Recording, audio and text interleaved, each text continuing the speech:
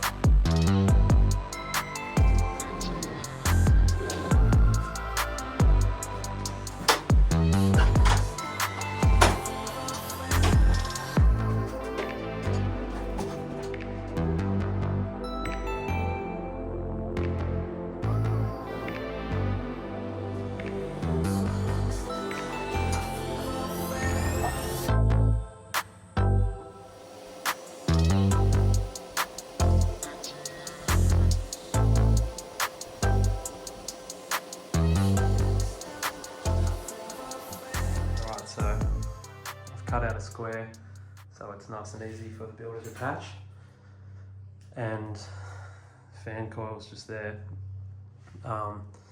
Once again, the unit is over a wall, and the reason why it's where it is because there actually used to be a unit here and it was a direct swap. We didn't have full access to the whole like ceiling. There's only certain sections that were open, so there's like original ductwork and stuff in a lot of this level. It was just like a unit changeover. But yeah, I need to go on the other side, like I said before. But the idea is that this section here is going to slide back and the fan motor's just here, if that makes sense.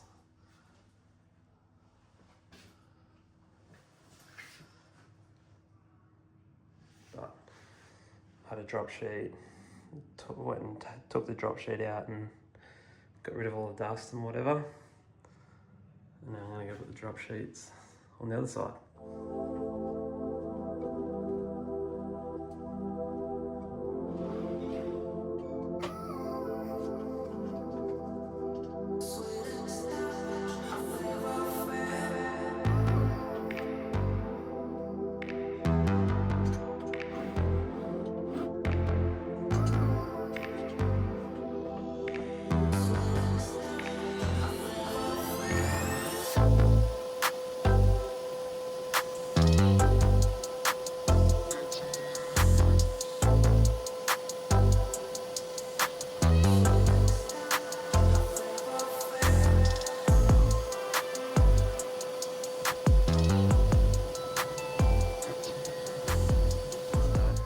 Cut out. Nice, like rectangle.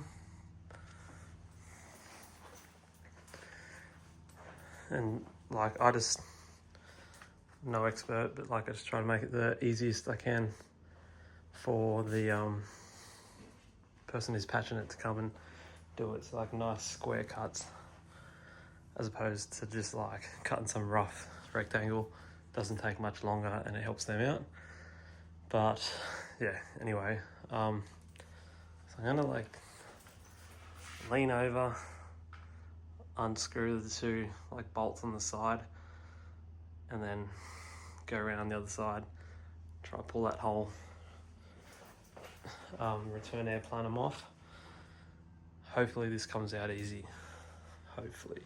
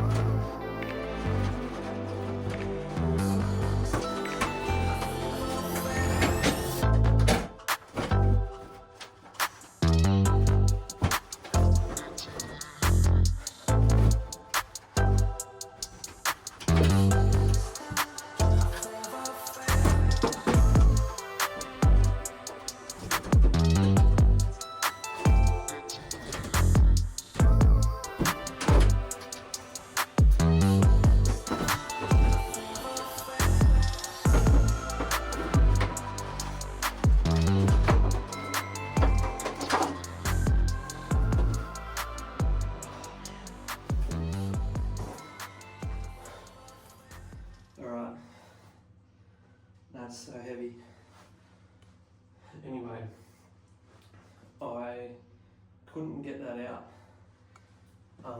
So there's just no way. So basically I called the builder and was like, I have to cut furring channel, maybe even like some of the like rondo. And he was just like do your best, but if you have to, it's all good. Do what you got to do, and I'll just come and sort it out. So I did cut some stuff out because it was the only way. But also I've got a soft tissue injury around my ribs. I actually thought I broke my rib, but the doctor reckons I haven't. But I shouldn't be lifting, and that was a struggle. Proper nightmare. But we got it out.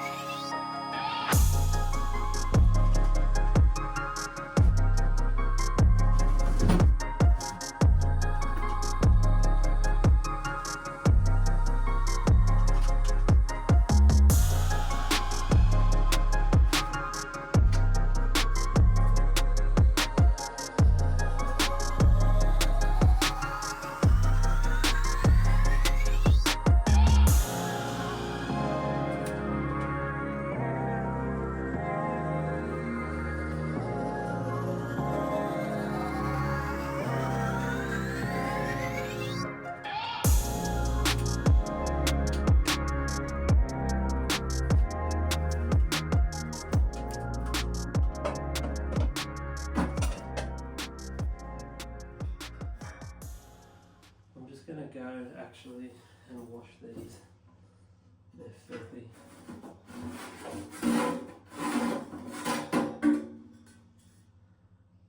I'll go and wash these off first.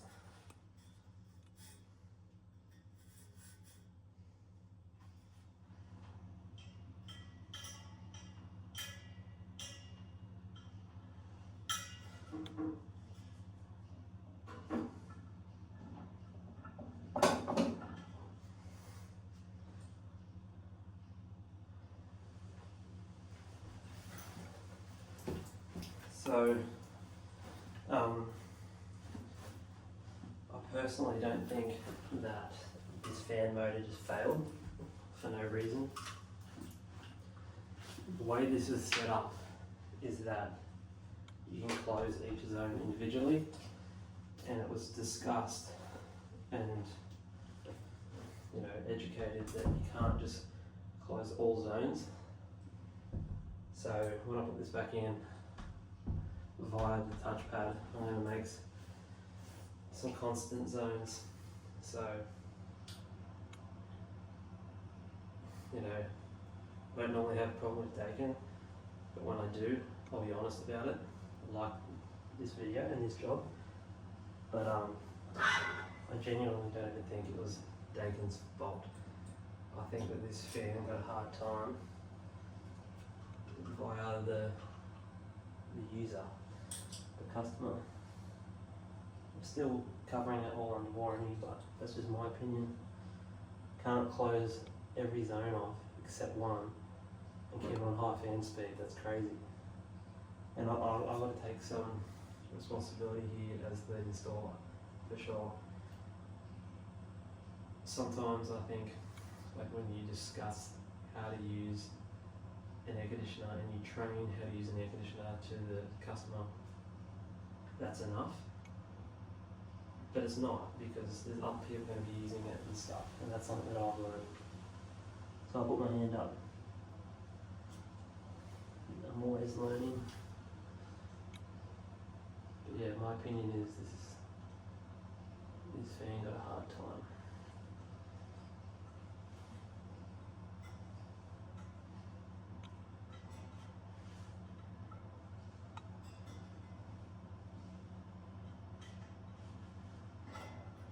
Also, before I forget, for the people that have been ordering the masonry anchors for the outdoor wall brackets, still got the 8 packs in stock, but the 50 packs I've only got 3 left, but I'm getting more in.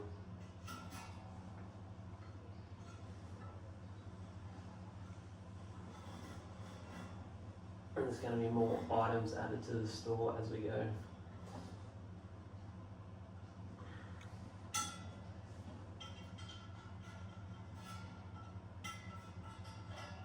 It's so hot today.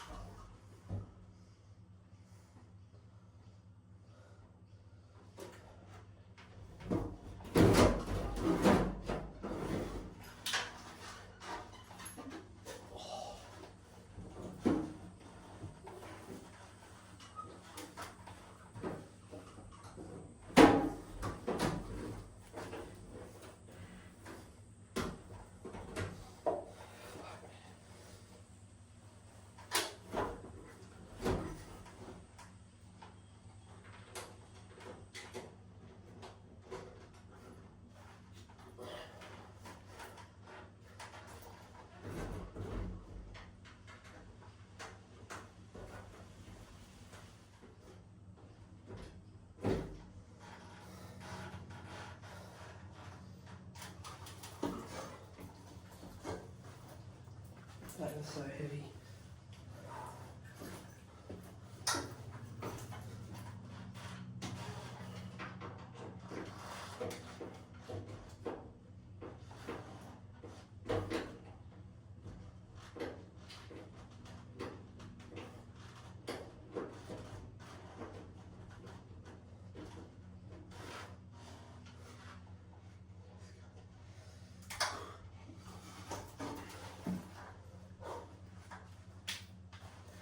So that bit has been put back on, everything's done. I've just turned it on and that's officially working, so that's good. I'm just going to clean up, strap this cable up, and then go and change add some constant zones. But that's good.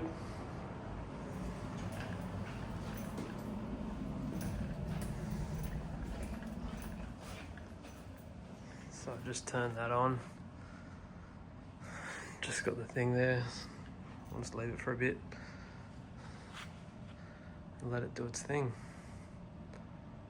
That is the sensor for the room.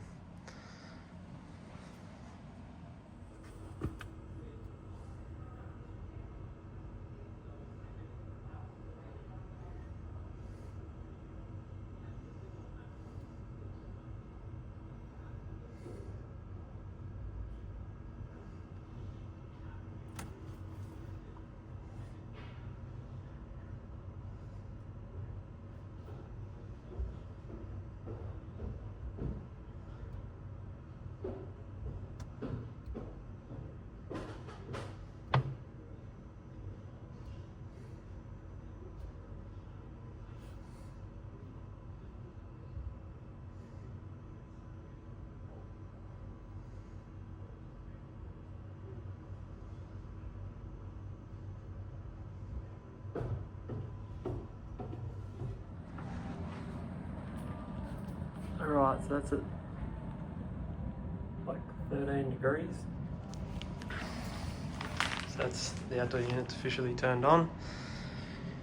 And yeah, I've made this spare bed a constant, so it's like a little pressure release valve, and I've also made the master a constant, and I've just had another long chat with the customer, so we're more educated and we have some fail safes.